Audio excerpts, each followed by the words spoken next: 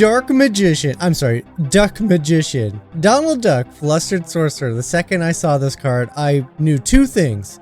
The first is, yeah, he's probably a bad card. But the second thing is, I have to play him. Oh, we have a Dark Magician, and today we are going to be playing him in, oh, load for me, a Blurple deck. There we go. Had to refresh the page. Sometimes it doesn't like to work for me. Not a bad looking deck either. Only 11 uninkables. Super excited about that. But this deck is doing one thing. I just want to play Donald Duck. That's really all I want to do. And it just happens to be in the shell of a Blurple deck because ramp is a thing. So we are running all 4 T-Pos. I'm also running 4 copies of Sail the Azurite Sea. My personal goal is to try to get these in the mulligan, one or the other, sometimes both. Maybe we could try to get both, just so I can ramp into playing Donald Duck. I may even make some poor gameplay decisions just to get the duck in play, because that's what I want to do. We try to have fun around here, and Duck Magician is the coolest thing this game has ever seen, even if it's not technically good. Now, outside of that, it's pretty much just a shell of a Blurple deck. We are running Madam Mims, some things to bounce, they get a lot of value, Merlin Rabbits for value, goats to close out the game. I am actively opting out of playing Little Blue Bell. I know it'd be great in this deck. I know it's the thing to do, but Little Blue Bell is everywhere, so I just want to not play that card for a while. Because I have a feeling we're going to be seeing a lot of that card for the entirety of set 7. So I'm just going to forget about it for this one particular deck. But definitely put in Little Blue Bell if you want to play a little bit more competitively. There's nothing like playing a turn 1 Popsicle, going into a turn 1 Bell, and then the next turn Singing Friends on the other side. That feels really strong and a little bonkers. So, you know, keep that in the back of your mind if you actually want to take this thing out and run with it. And of course, this video is brought to you by thetcgclub.com, linked in the description down below. We are still running our giveaway for your choice of either a English sealed Rise of the Floodborn booster box or your choice of the Japanese Heatwave Arena that just came out. So the winner is going to be picked on April 6th, and the winner will have their choice of which box they want to walk away with. Of course, we are running other sales on the site. I am sold out of some things already. It's moving pretty quick. The Rise of the Floodborn Japanese version booster boxes are selling out super fast. At the time of this recording, I only have 7 boxes left, moving super quick. And I only have 8 of these boxes left. Technically 7, because I have to save one just in case the winner wants to pick this guy. So moving really, really quick. And as a celebration of our first full-fledged month of the site truly being active, I am running a discount right now on the first chapter booster boxes. $5 savings. That means if you happen to be a $25 tier Patreon member, you're actually gonna get these boxes for cheaper than what even I paid for them, because that's just how your discount works, and so you guys are gonna get extra savings on that. But for everyone, nice little $5 savings on those guys until April 6th. Links in the description down below. Now let's jump in and see if we can't win a few. We're starting off against Braden today, and little did I know we were about to get ourselves into a mirror match, actually. So here we go, Blurple versus Blurple. Now, you've probably noticed I don't have a lot of Blurple style videos on my channel, and it's because it's not because I dislike it or anything, but it just happens to be one of the most least played color combinations in the game that I've dabbled in. And seemingly for good reason. I do tend to struggle with some of the lines. There's a problem in this deck that I like to call the decision paralysis, where you can do so much, and the question always remains, what do I do? And the thing that I did do, was that the right thing to do? I don't know. So we're going to see that a little bit in today's video in these. Now, Braden is playing with the turn 1 Bell, so we get to see kind of what it's like to play against that when we ourselves don't run that in our deck. Lots of Popsicles. I really do love Popsicle. It does just straight up replace itself all the time, which is fantastic for a card. We have several cards that do that, so hopefully we can get those in play and start getting ahead. I would assume that the trick in the matchup is whoever's going to have the most resources is the person who's probably going to win. So I am focused a little bit on ramping. I am focused on trying to create a board presence. And we have to be careful, again, with that bell down there. A 3/3 body on turn 1 does make it so we can't really turn sideways. And I'm probably playing a little too hesitantly here with my Chernobog's followers, as I have opted to skip questing with them. And I probably should have quested with them and drawn a card, which is why I'm going to do it this turn. Yeah, probably should have done it last turn, for sure. Almost 100%. Could have changed the math on this turn potentially. But hey, we now have a rabbit in play, and I do have a fox in hand, so I could be drawing quite a few cards really soon. I do love to see that he put his McDuck Manor in the inkwell, because I don't feel like Blurple's quite strong in the strength category. So dealing with those big things can be problematic, which is why I'm running 2 copies of Cusco. There are Cuscos in my deck because locations can be problematic for us. Not sure if they're going to be really a staple card or not, though. It does feel like a majority of the time Cuscos do end up in my inkwell. Alright, here we go. Drawing some more cards. Going to sing the friends. So we're going to draw even more cards.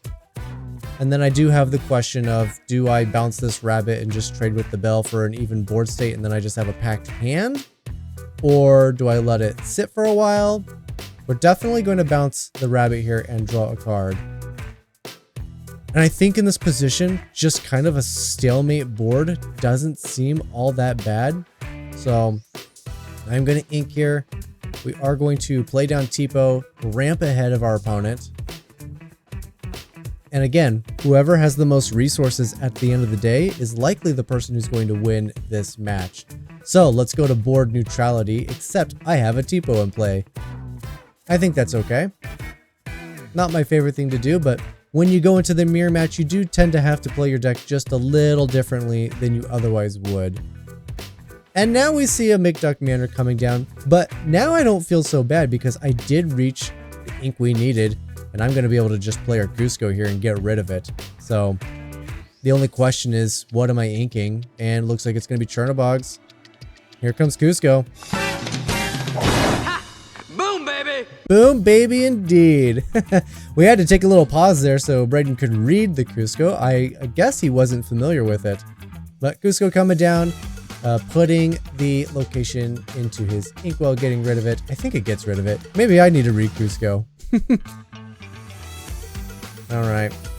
Now what do we have to face down? Another McDuck Manor. Are you kidding me? That's 3! We've seen 3 out of his deck so far. That's probably all of the McDuck Manors in his deck. Okay. So now I have a choice. I either have to get rid of it somehow or choose to race it. And considering I feel like we've done really well on resources and we're drawing cards really consistently, I feel like we can potentially just race this thing. So I'm going to continue to develop, play us a goat, gain a lore, and yeah, we're just gonna quest, because I think we can just outrace this thing and it won't be an issue. Now, if we had 2 McDuck Manors, that would be different for sure. We would have to address them and deal with them. But I'm feeling really confident. I have 2 Elsas in my hand. I have Hades in my hand. So pretty much any characters that come down, we can deal with. So we can deal with anything he plays, and we are outracing the McDuck Manor. So I feel like we've achieved our goal. Hades coming down, choosing to take out my goat. I think he's fearful that we're going to play these bouncing games with it. Little does he know, we don't actually have those cards in our hands, so there will be no bouncing shenanigans. Okay, so now I just ready, set, draw. And I think in this position, I just want to deal with his Hades, so I'm going to play my Hades. Hades on Hades violence. That's the way to do it. The only downside with this sort of removal is it all goes to the inkwell, so you're ramping your opponent, giving them the resources to play their stuff to get back into it. But, whatever. McDuck Manor triggering there. They're going up to 6. But the race feels really good, honestly. Now, this game could easily go in a number of directions. Like that, for example. Duck Magician being played against me, that's not what we want at all. So I can either get myself to 25 lore, or I can find a way to deal with it. I have Elsa, so I can turn it sideways. I also have Bell, so I can move damage. So it's possible. I got several ways to deal with this duck. But I think I'm just going to stop him from being able to quest with it and just continue to race. I just have the lore power in place to do it. Yeah, so we're going to jump all the way up to 17 here. And that gives me, how much is on board? I have 9 on board, so I can go to 26 on my turn. Yeah, and his duck doesn't ready, so he would have to have a fox just to slow us down. And then that fox would have to be supercharged because the 2 things that quest for 2 would survive an attack from a fox. So yeah, feeling super good. And he's going to spend his turn drawing out cards, kind of spinning his wheels. I feel like this is on lock for sure. So yeah, easy game, easy first game.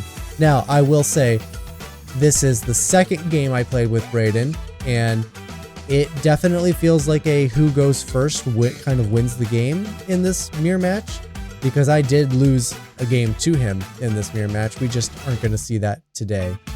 Jumping up to 26. And that's victory. Game 2, we are playing against Hayden for this one. Another guy at the local Play Store where we get to sit down on Sundays and get some games in. Now, this game I was really excited for because the day had been going on and we hadn't played yet, but I've been getting snippets from the side, hearing some of his plays and some of the cards in his deck, and I knew I was super excited to get to put this one on camera and get to play it. And stick around for the entirety of this one, because this is a back and forth just slugfest. It is really, really fun. So there we go. We did go second, which is, as you all know, a detriment. That's always bad, but we are playing Tipo. We are ramping ahead. Again, it feels like with this Blurple deck, the trick is to amass resources very quickly, and the faster you can get those resources, the stronger your position will be, and the more likely it is that you can pull a W out of this. So, oh goodness, Sisu coming down, one of those spicy cards. So Sisu here, against my Blurple deck, just has a massive attack strength. So something that's going through my head, couple of things. Can I ramp into removal to get rid of Sisu? If not, should I start dumping my hand to reduce Sisu's strength? Okay, well, we're going to bounce the Tipo.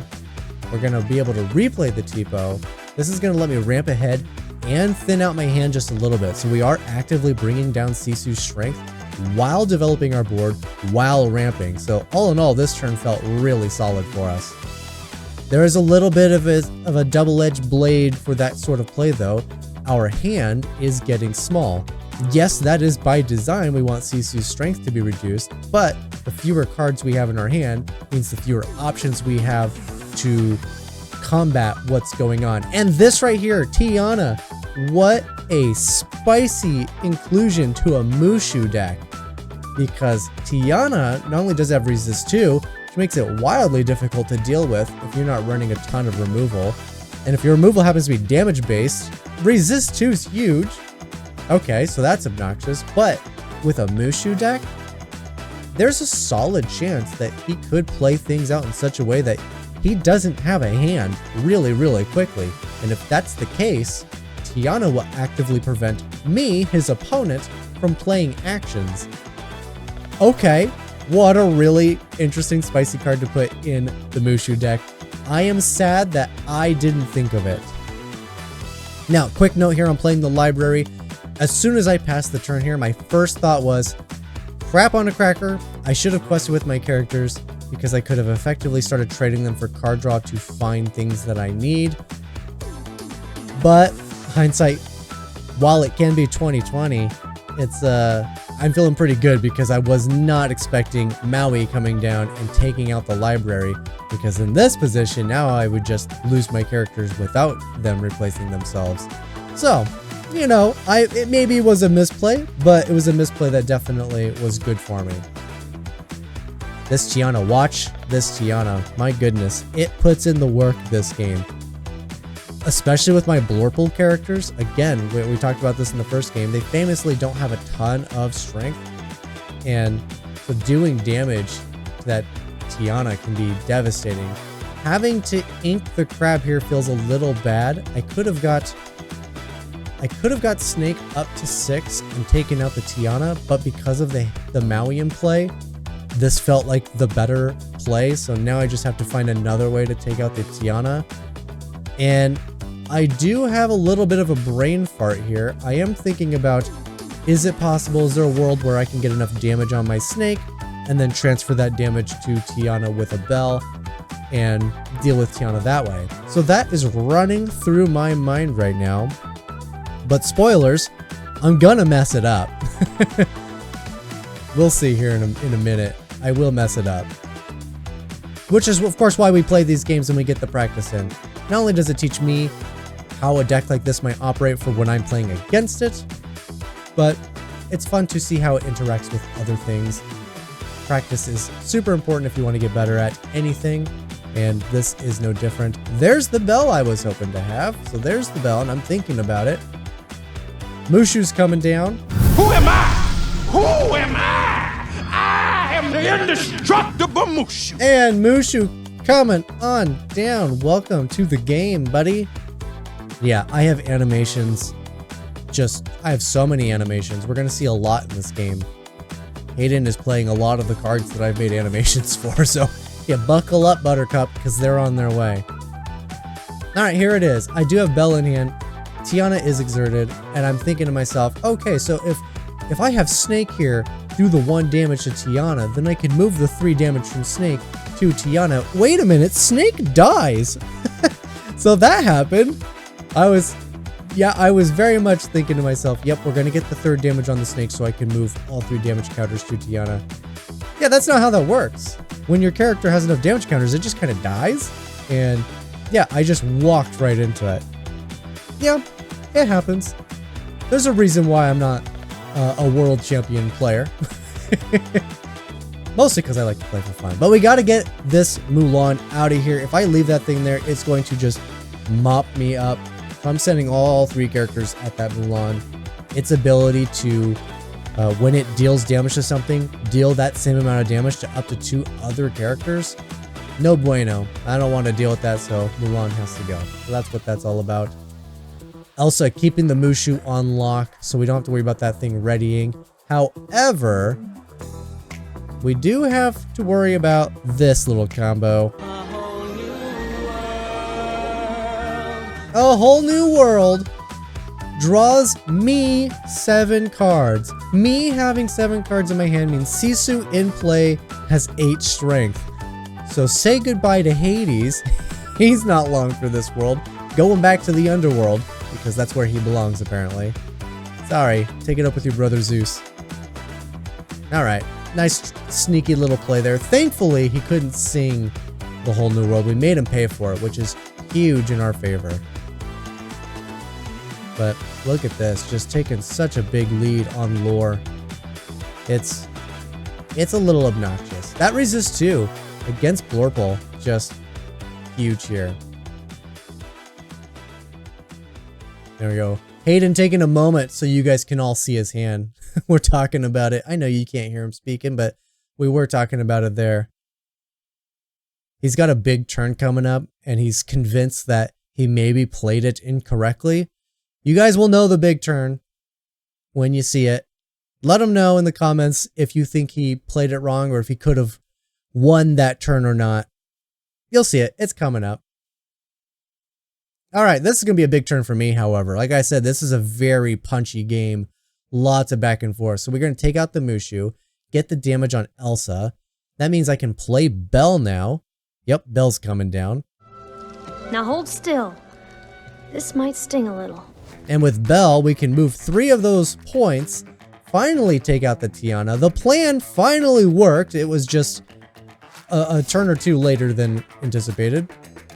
And now I can also play the Fox, return the Elsa to my hand so I can exert his things for a future turn. And we're going to trade with the Sisu, just get it off the board And then all of a sudden, just like that, Mr. Smee is in play. That's it for him. Feels really good. Of course, we did just have a whole new world, so there are lots of cards in the hand. Here comes my Diablo to round things out. And I'm not worried about my rabbit disappearing here. In fact, I kind of want him to leave play so I can draw cards. All right, another Mushu. Oh my goodness. Thankfully, we didn't have multiple Mushus in play at once. That would have been brutal. Because the resist stacks and the lore gainage stacks. Yeah, that'd be game over really quick. Pete coming on down. Pete can affect us. And in this game, it's not going to be a huge burden for us. So I'm not terribly worried about it. There are actions in our deck. They're just not the most important actions. So unlike a lot of other games where Pete would be devastating, he's not so bad here. Now some decision points. Here comes an Elsa. Definitely getting the Mushu. And the question was, did I want to leave Mr. Smee exerted or hit this Pete? And I feel like we're just going to get the Pete down. I'm going to take out the Smee because we don't want to quest him with that thing. And then we can quest ourselves. And then there's a little question of, what do I bounce? Is it the bell and hope I get some damage on something, or is it the Elsa to lock things down again? And in this case, it's the bell, because I feel like we're going to get the damage on one of our characters, right? Mushu and Pete are staying exerted, which means Elsa can swing in again. We can... Really? Because you're looking at me like I have a shark head. Yeah, scratch that. Whatever I was saying. We have a shark to deal with now. Oh, no. Okay, so now I need to deal with the shark. Can I clear the board? I mean, I have the tools for it. First things first, Hades. Shark, very easily dealt with. And I could definitely deal with the Mushu. But now I just have to trade my snake. This is fine though. My board state's starting to feel really good. I'm really squeezing the resources out of my opponent here. He's down to 3 cards into hand. And I have a McDuck Manor in play. It's at this moment that I'm strongly feeling like it's going to be very hard for Hayden to get out from under this. We've expanded our resources to such an extent that we can play everything in our deck. Multiple things even. And another shark. Okay, we have another shark. All right. Okay, how do we deal with another shark? Can I get another Hades? Can I get a bounce card? Alright, so gaining the lore from the McDuck Manor. And I'm thinking about just questing here. I can quest for 6, go to 13. And then we let the shark just kind of do its thing. The only thing in the discard pile right now is the whole new world. And honestly, I wouldn't mind drawing more cards. The Dark Magician has chosen me. He has never let me down. And Duck Magician hit in the battlefield, which means Hayden doesn't need to gain 6. He needs to gain 9 to win this. 9? No, 6. 11. 11 to win this game. Math is hard. So this makes me feel like, okay, I could definitely quest here. I don't mind if he wants to go back and get a whole new world. That doesn't bother me one bit. And then this weirdness happens. This is the turn I was talking about. Pay attention. We need to know if he could have won here or won harder, or, you know, just watch.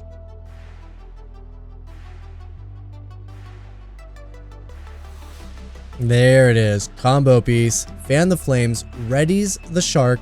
Gains him a lore. And now he can start challenging.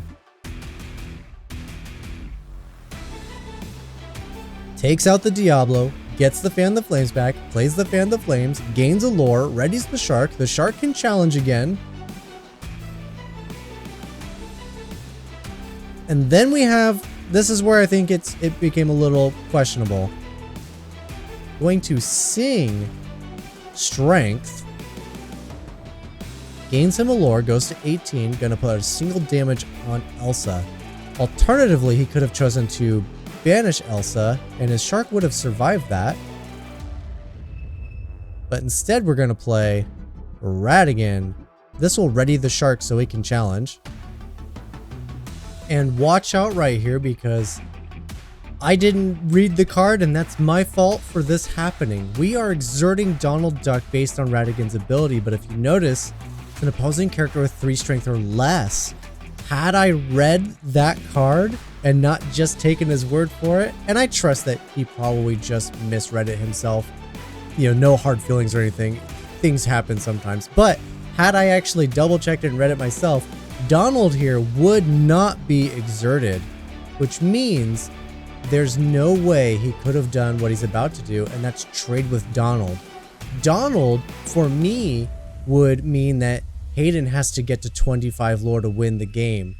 And now he only needs to gain 1 lore because of that little mistake, which means Ratigan here is a lethal threat to me. Now I have to spend my entire turn trying to find an answer to either Ratigan or my lore problem. I either need to just straight up win the game here or find a way to stop Ratigan from letting me, stopping from letting him win.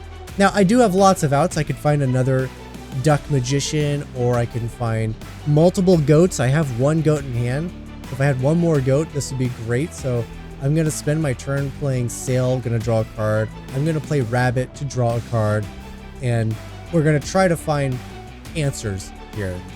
But if I had read Ratigan, I would have an active Duck Magician and probably Rabbit in play because he would have traded with Hades most likely. So I could have quested for 4, and like I said, I had goat in hand. Goat's in my hand. That would have been the 20th lore. I would have found victory right then and there. And yeah, I definitely should have won this game. I didn't catch it the day of.